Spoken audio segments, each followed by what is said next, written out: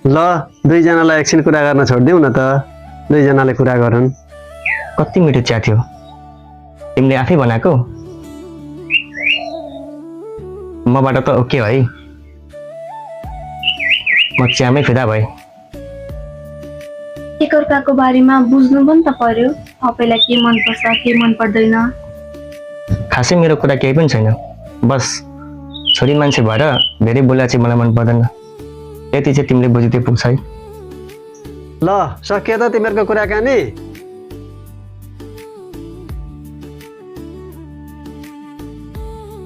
हामीलाई नि विवेक बाबु मन पर्यो, सम्झिनु हाम्रो तर्फबाट ओके। हामीलाई पनि केटी असाध्यै मन पर्यो, हाम्रो तर्फबाट पनि बेको फिक्स भयो। हस् त अब हामी लाग्छौँ।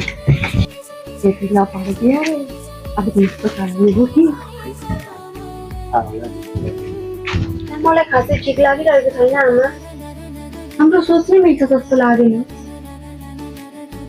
अलि बढी सोचेस् नानी, विवेक बाबु राम्रो हुनुहुन्छ, परिवार पनि हुने खाने हुन्।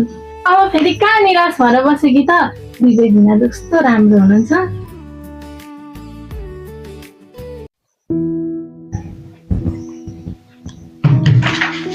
बिहे भइसकेपछि सिन्दुर पोते मजाले देख्ने गरी लाउनु पर्यो नि तैँले। म कामको लागि बाहिर जान आँटेको, अब अनुहारै छोपिने गरेर लगाउनु मैले सिन्दुर। केटी मान्छेको काम भनेको घर र किचन सम्हाल्ने हो, वकिल हुँदै हिँड्ने होइन। मैले यत्रो पढ्या, किचन मात्रै सम्हाल्दा हो?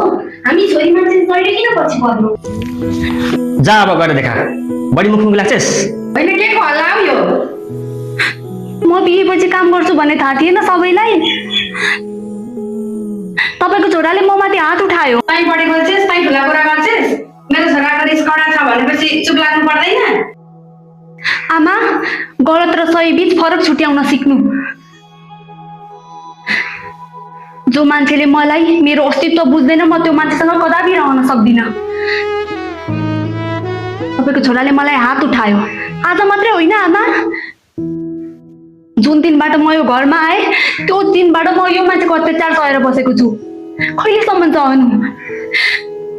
म चुप लागेर बसेँ, अब म चुप लाग्दिनँ।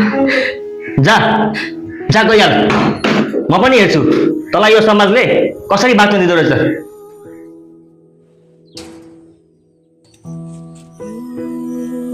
ए नभनी आइस त नानी। अनि खोइ त ज्वाइँ, के भयो तँलाई, किन नबोल्या? आमा, म त्यहाँ जान्न आमा, म त्यहाँ बस्न सक्दिनँ। के बोल्छे? मान्छेले सुन्छ, हिँड्भित्र। बिहे भएको 1 महिना भएको छैन, त्यसो भन्नु हुँदैन। आमा, त्यहाँ मलाई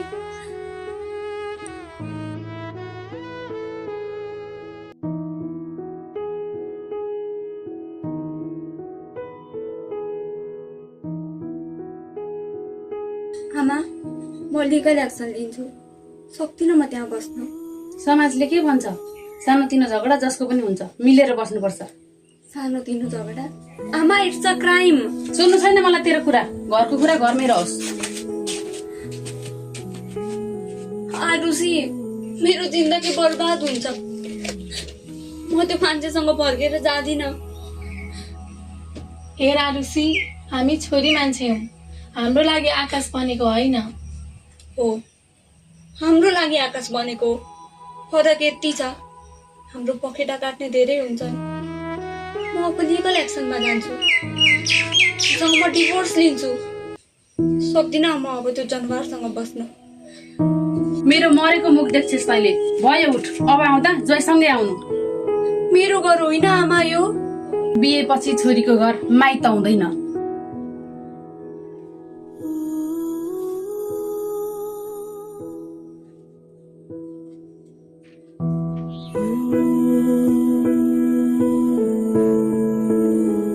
आइसु होइन म्याडम, काट्यो पखेटा? जा गएर चिया बना हाम्रो लागि। आहा तल, आहा तल।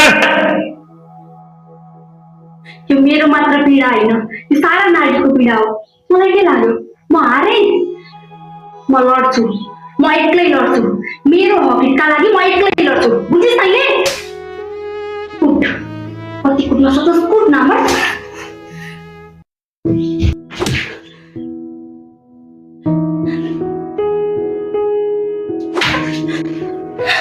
बोल्छस् बढी बोल्छस्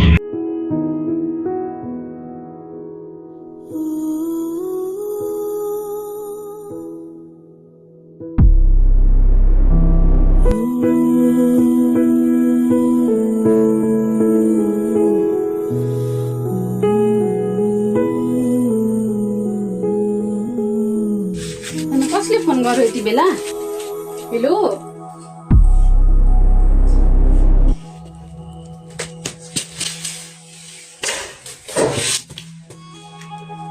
आमा आमा